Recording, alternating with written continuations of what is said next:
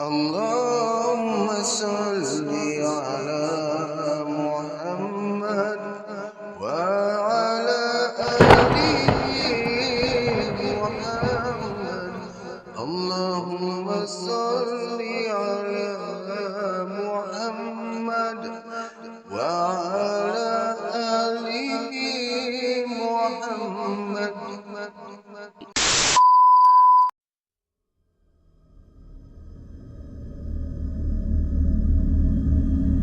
Radio 12 Malam.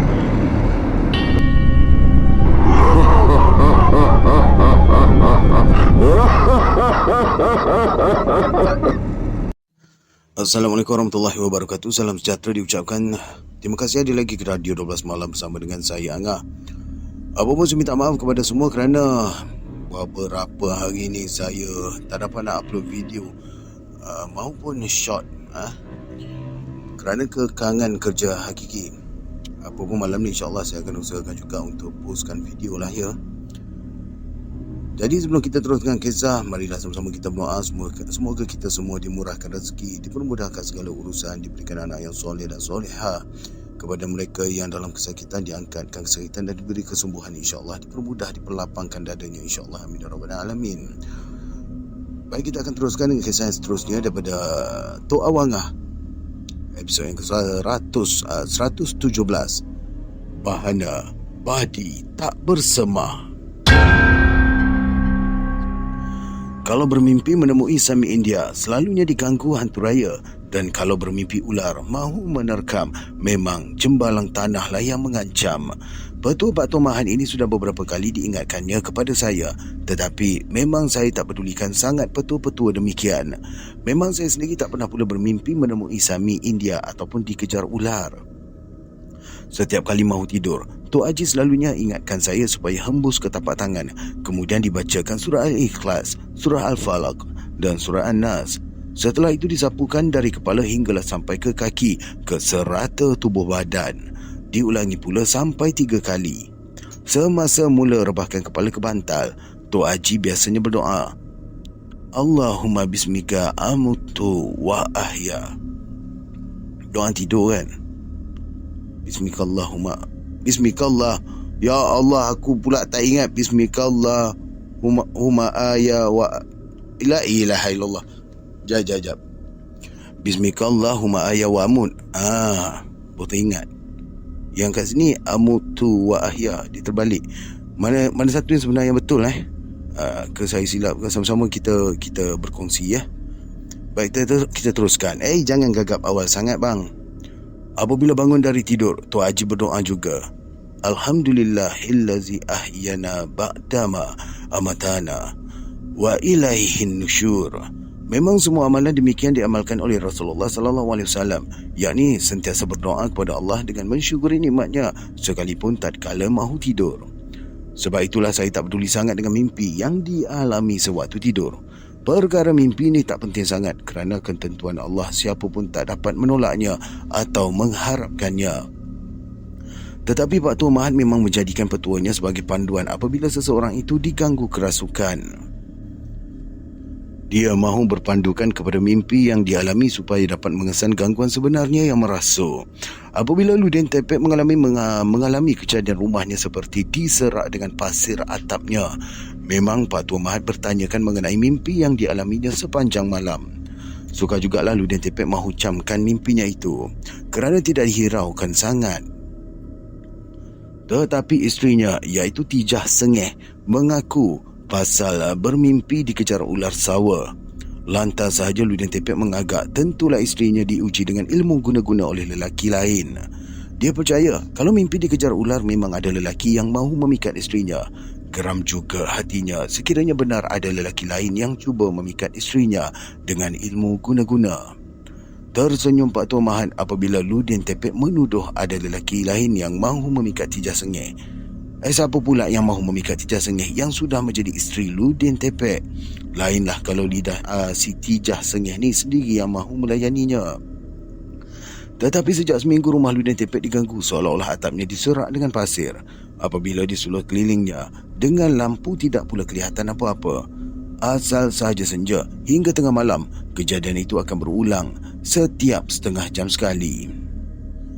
Jiran-jiran yang datang ke situ pun hairan kerana tidak dapat melihat siapa yang menyerakkan pasir ke atas atap. Ali Kontong dengan tali cebek sengaja mengendap dari bawah pokok kundang di hujung halaman, tetapi mereka tidak nampak apa-apa pun semasa atap rumah Ludin Tepek diserak dengan pasir. "Kamu ni dah kena dajal orang lah, Ludin," beritahu tali cebek mengeluh pendek tersandar di jenang tingkap. Dan sengajalah dia membuka tingkap rumah kawannya itu supaya senang memerhati ke tengah kesamaran malam. "Memang kami tak nampak apa pun," ujar Ali Kontong pula kerana bunyi pasir diserak ke atas atap rumah berterusan. "Kenapalah orang dengkikan aku sampai gunakan sihir macam ni?" Gerutu Ludin Tepek menggetak bibir kerana diganggu kejadian demikian. "Kalau berani, marilah berdepan dengan aku." Tegasnya marah sangat disebabkan rumahnya menjadi sasaran. "Kalau dia berani berdepan, buat apalah digunakan sihir?" sahut tali cebek memerhati keluar tingkap dengan mata yang melingas-lingas. Masa dia mengisar duduk, tiba-tiba sahaja bungkusan kain putih tercampak di hadapannya. Dia tak melihat sesiapa pun yang melontarkan bungkusan tersebut. Apabila dibuka oleh tali cebek, dia melihat bungkusan kain putih berisi tanah kubur bercampur dengan kemenyan. Tetapi tali cebek tidak bimbang apa-apa.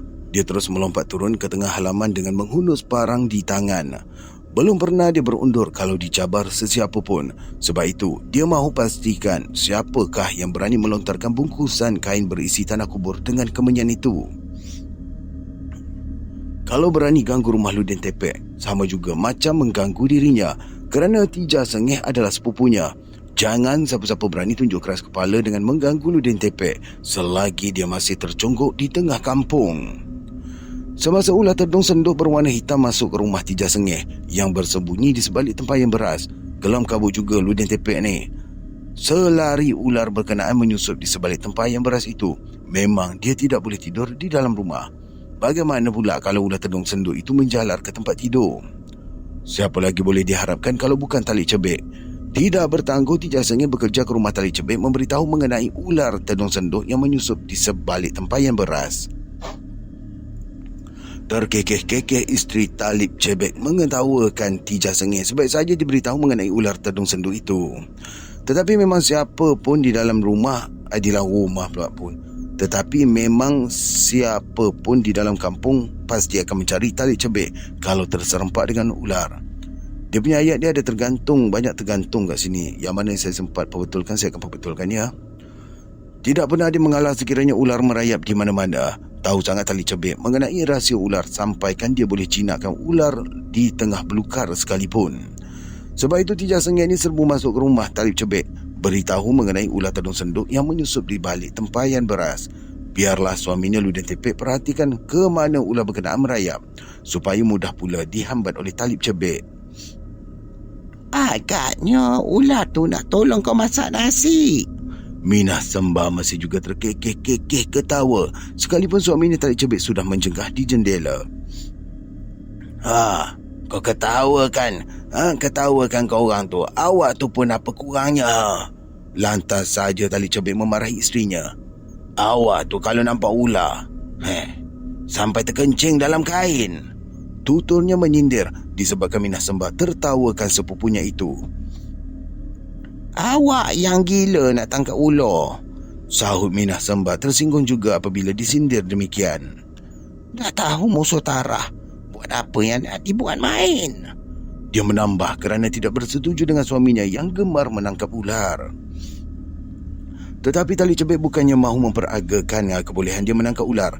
Dalam saat orang-orang kampung memerlukan pertolongan, apalah salahnya dia membantu. Ular sawa tengah membelik kambing hitam siah ni pun di dalam kandang. Dia satu-satunya yang dapat mengheret ular itu ke tengah halaman. Terkejut benar hitam siah ni apabila kambingnya menjerit-jerit dalam kandang selepas dia selesai solat isyak. Cepat-cepat hitam siah ni bawa pelita ayam menyuluh ke kandang. Akibat kambingnya mengembik-ngembik tak berhenti.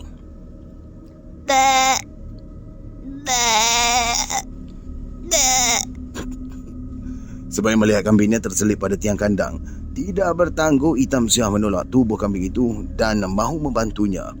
Ketika inilah tiba-tiba saja tangannya dipanggut ular sawa yang marah. Lantas Hitam Siah melarikan diri sebelum sempat ular sawa berkenaan melepaskan belitan pada tubuh kambing.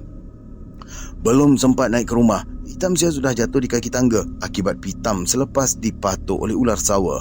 Terketa-keta dia memberitahu cucunya Usop Bidik mengenai kambing di kandang tengah dibelit oleh ular sawa. Setelah diberitahu Talik Cebik mengenai kejadian itu, memang tak bertangguh dia menyerbu ke kandang kambing Hitam Siah ni. Ular sawa tu masih lagi membeli kambing yang sudah mati. Terus saja lehernya dicekak oleh Talik Cebik. 3 kali ditampar kepalanya oleh Talik Cebik. Mudah saja dia mengheret tubuh ular berkenaan di tengah halaman. Bangkai kambing yang sudah lembut itu pun dilepaskan dari belitan tanpa melawan apa-apa. Tetapi Talik Cebik sekadar boleh menangkap ular sawa sebesar batang pinandara itu. Tangan Hitam Siah yang banyak keluar darah itu, dia mengaku dia tak dapat nak bantu.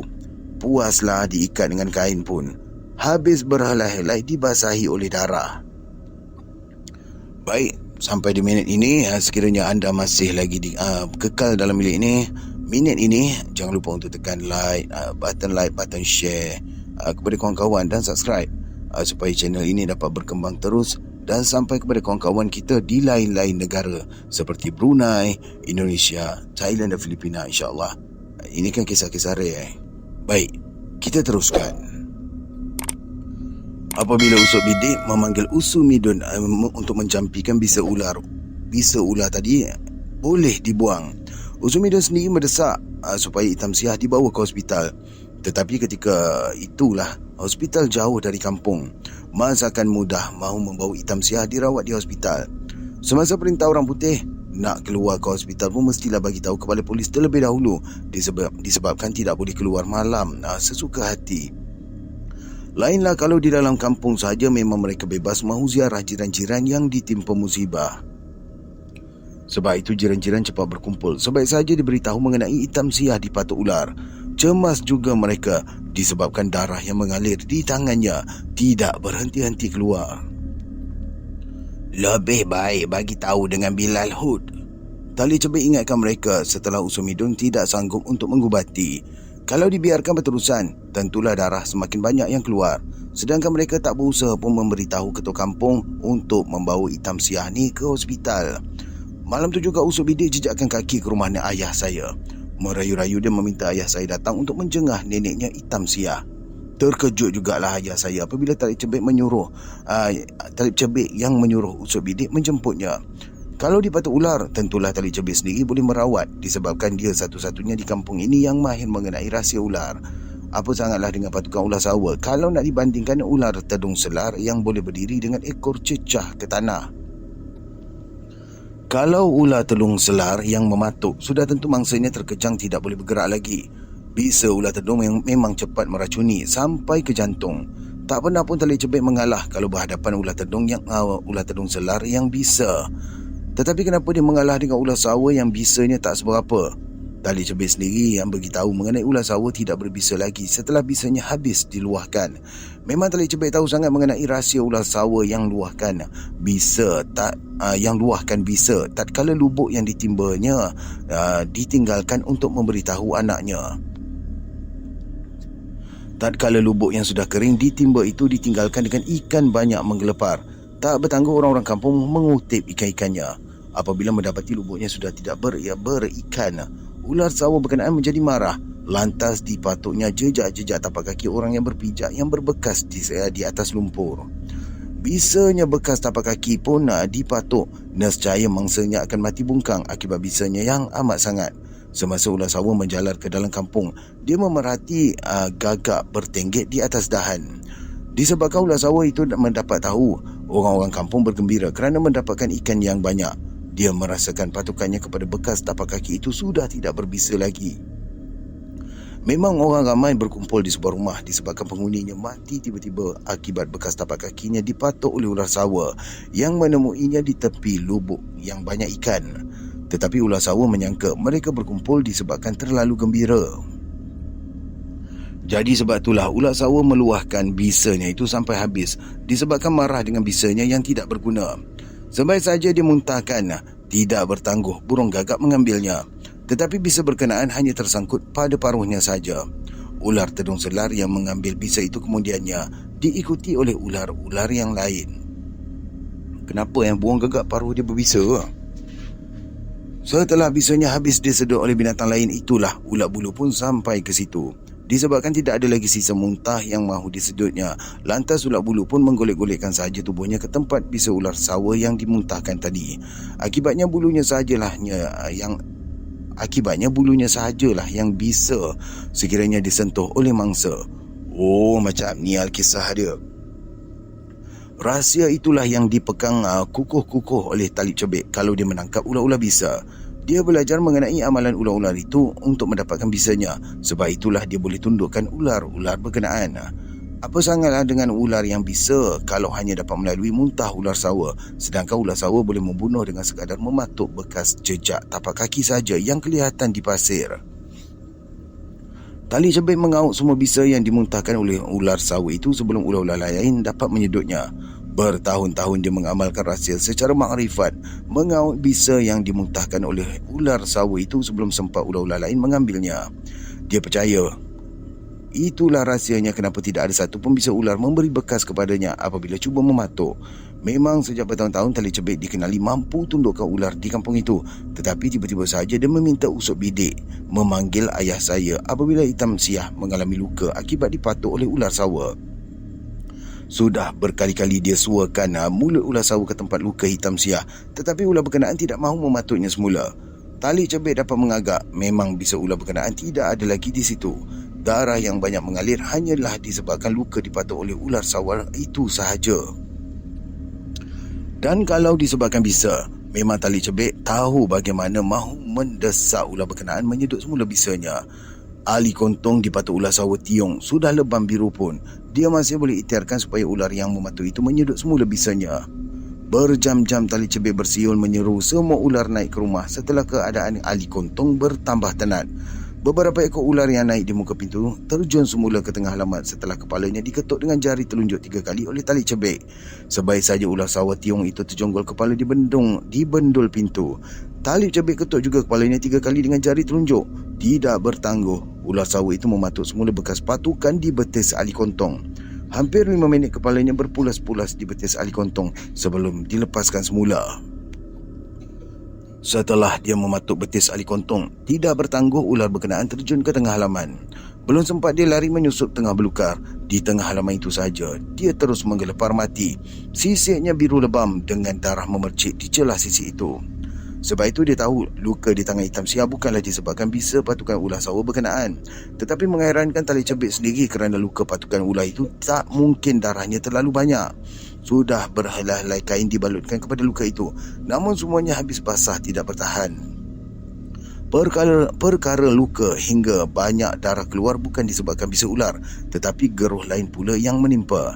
Hitam Siah menjadi pitam disebabkan banyak darah yang mengalir. Terpaksa pula Tali Cebek mendesak usop bidik supaya segera memanggil ayah saya.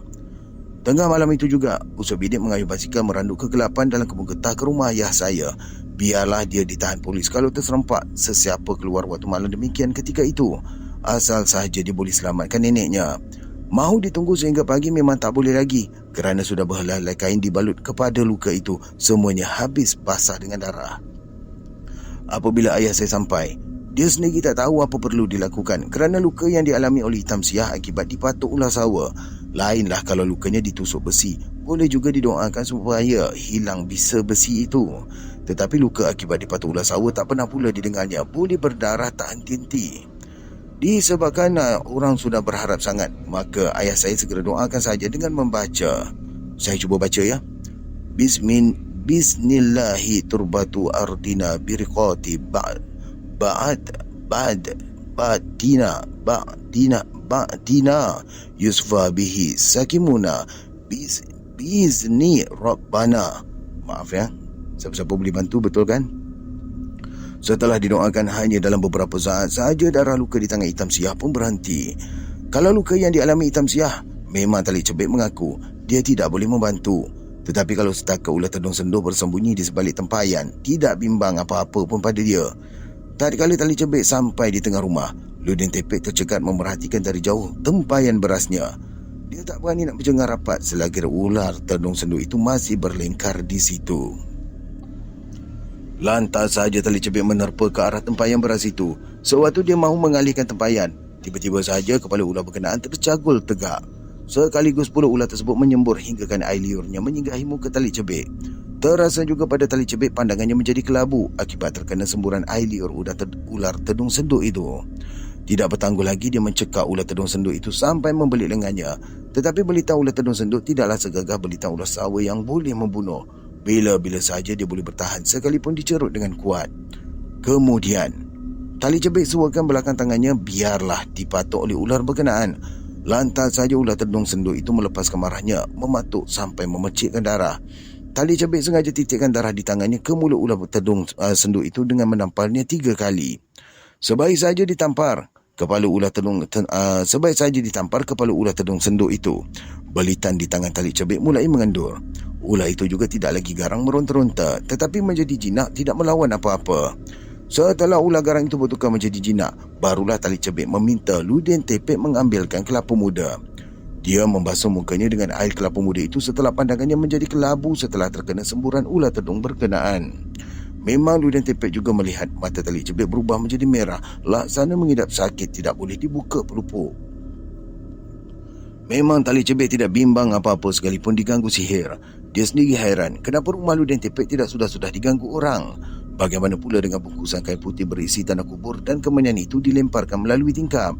Kalau manusia biasa yang melontarkan, tentu boleh dilihat kelibatnya dalam kesamaran malam.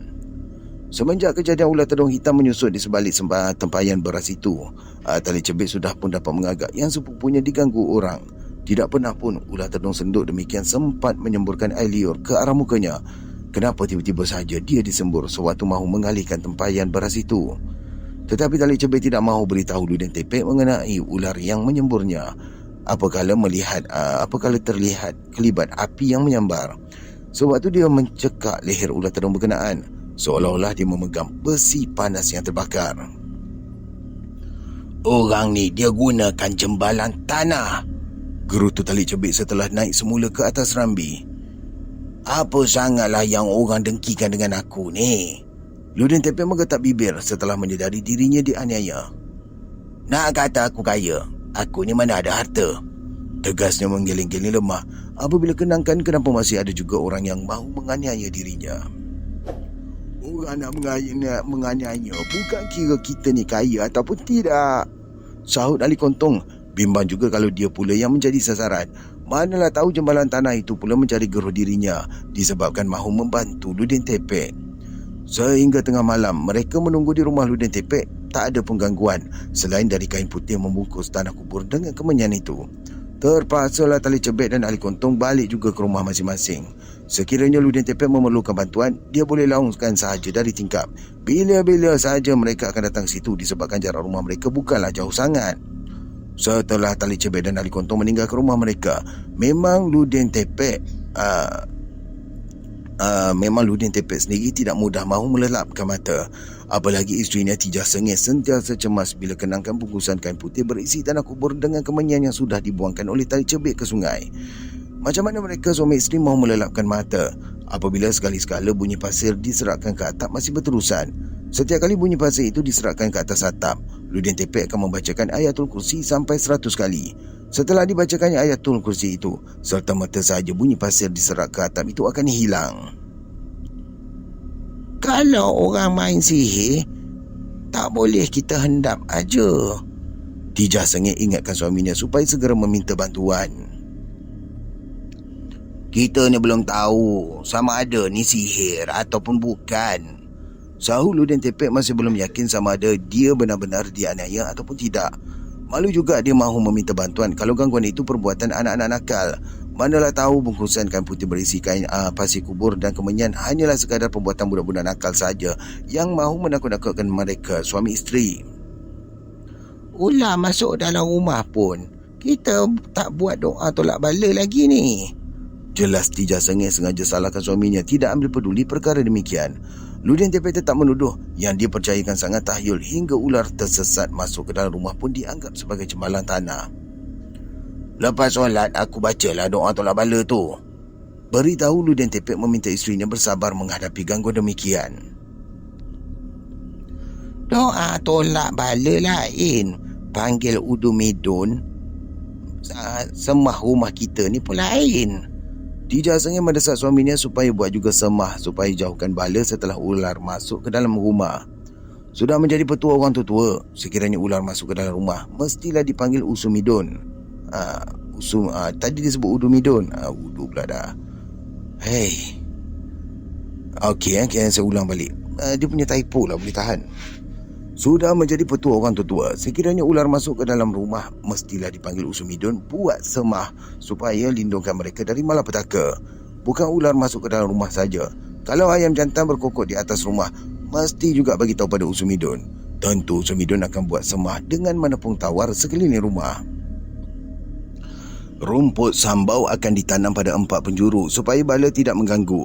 Tetapi Ludin Tepek sengaja tidak pedulikan petua orang tua. Sekalipun sudah diingatkan beberapa kali oleh Tijah Sengeh. Ayam jantan berkokok di atas rumah pun dikira perkara biasa saja oleh Ludin Tepek disebabkan bapa ayamnya tak ada tempat untuk bertenggek. Setelah berlaku kejadian demikian di rumahnya pun, dia masih lagi mahu memastikan siapa yang membuat angkara. Setelah lebih seminggu atap rumahnya seperti diserak dengan pasir, dia tetap berkeras tidak mahu hebohkan sangat. Kalaulah Tijah Sengeh tidak beritahu kepada sepupunya Talib Cebek, memang Ludin Tepek tidak akan beritahu apa pun. Kalau mahu dituduh atap diserak dengan pasir, tak ada pula ada kesan pasir berserak-serak di situ. Disebabkan Ludin Tepek tidak juga mahu memberitahu sesiapa, Tijah Sengeh sendiri pun dia sendiri yang menemui Usumidun. Tetapi Usumidun tidak berani datang membantu. Sekiranya Ludin Tepek sendiri tidak menemuinya, manalah tahu Ludin Tepek ni akan tersinggung sekiranya dia sengaja datang ke rumah lelaki itu mendesaknya supaya bersemah. Apalagi dia tahu Ludin Tepek memang berkawan baik dengan ayah saya, sampaikan sanggup berulang ke surau setiap hari. Tetapi semenjak gangguan berlaku di rumahnya, terpaksa juga Ludin Tepek mematuhi kematuan isterinya supaya tidak ke surau pada sebelah malam. Disebabkan sudah lebih seminggu Ludin Tepek tidak ke surau, itulah ayah saya mengunjungi dia bersama dengan Pak Tua Mahat. Sewaktu ayah saya sampai bersama Pak Tua Mahat, memang Talib Cebek ni terconggok di situ. Terkejut juga ayah saya apabila diberitahu oleh Talib Cebek mengenai kejadian yang menimpa rumah Ludin Tepek. Tetapi sehingga pukul 11 malam, ayah saya di situ bersama Pak Tua Mahat tidak pula kedengaran bunyi pasir diserak ke atas atap. Tidak ada apa-apa pun gangguan seperti yang pernah dialami oleh Ludin Tepek bersama dengan isterinya. Agaknya hantu ni dia takutkan pada Bilal dengan Pak Tua ni. Sengaja Talib Cebek mengusik dengan terkuat-kuat menahan mengantuk. Setelah ayah saya bersama Pak Tua Mahat balik hanya selepas 10 minit sahaja, tiba-tiba pasir berserak di lantai dari atas atap. Terjerit Tijah Sengeh ketakutan dengan kejadian yang mendebarkan perasaannya.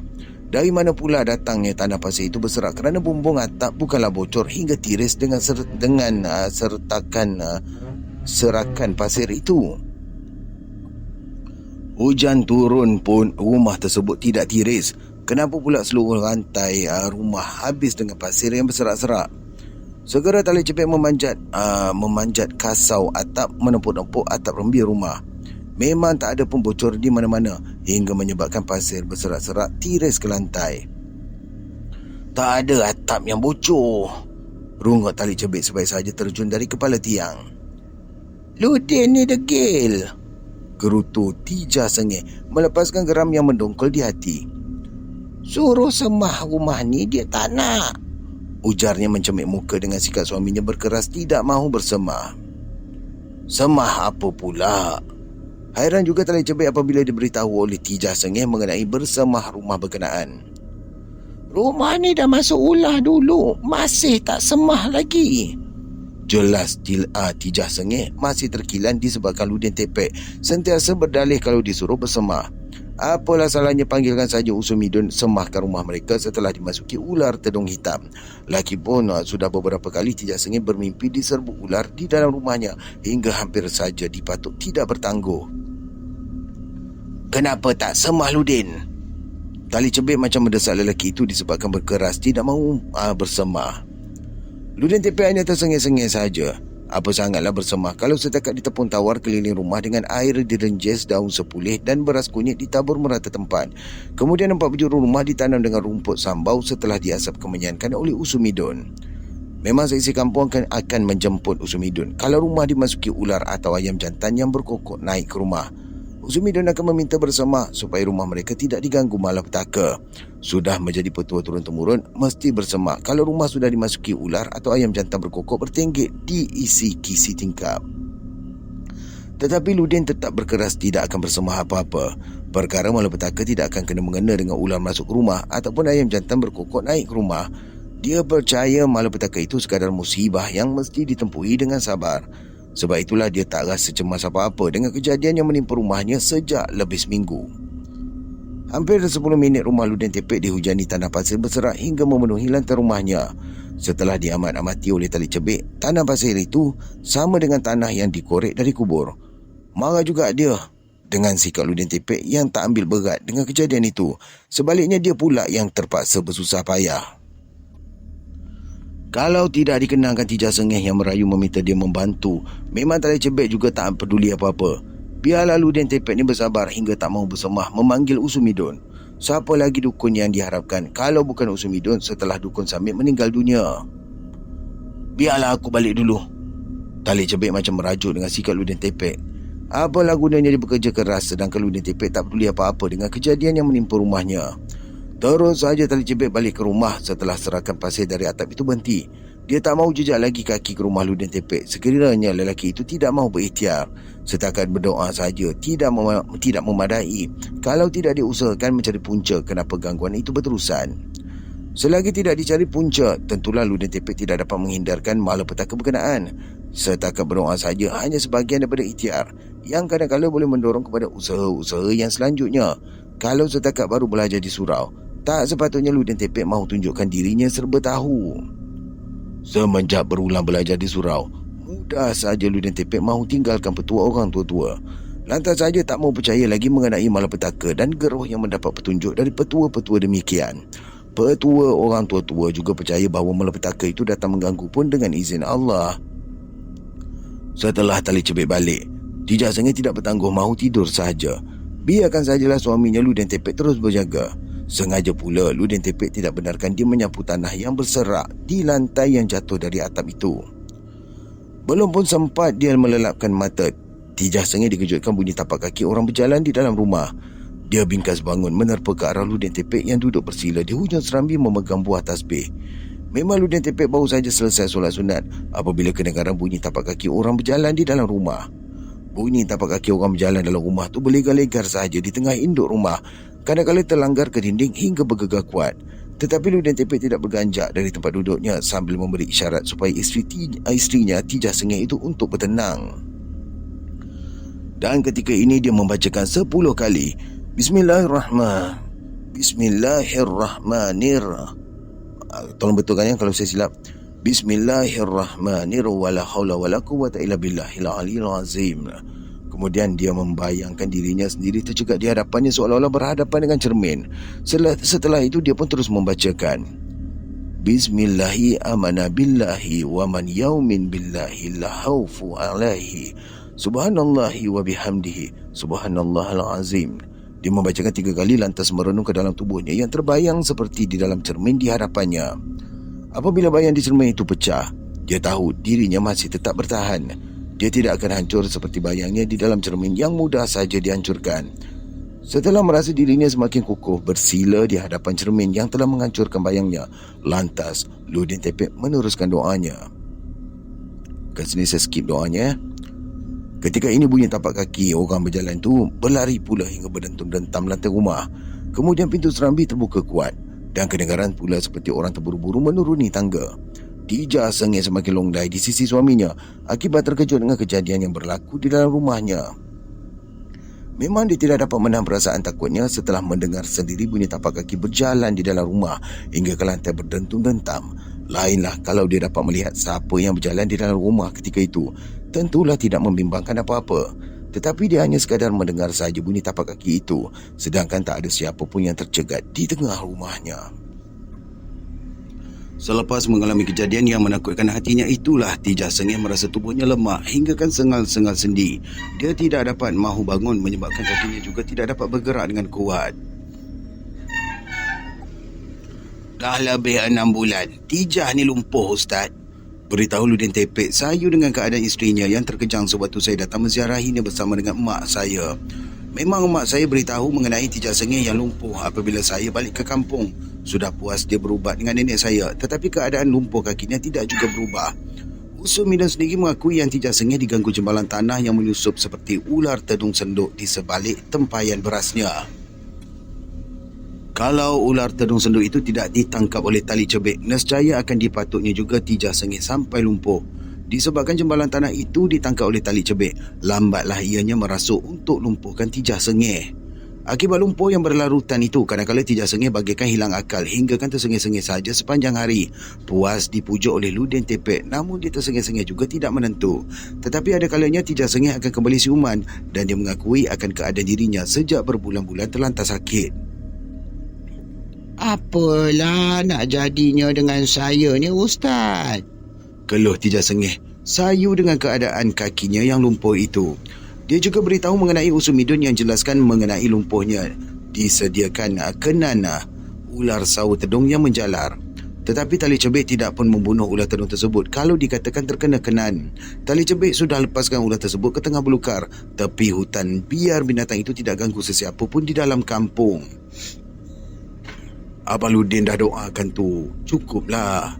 Sahut saya meminta dia bersabar dengan musibah demikian. Tetapi nenek saya mengaku setiap kali dia mengurut kaki Tijak Sengih, seolah-olah betisnya bersisik hingga kan geli-geleman nenek rasa macam memegang ekor ular. Disebabkan isterinya mendesak sangat, Ludin Tepek juga terpaksa menuruti kemahuannya supaya rumah tersebut ditepung tawar juga oleh Usu Midon. Terpaksa pula perigi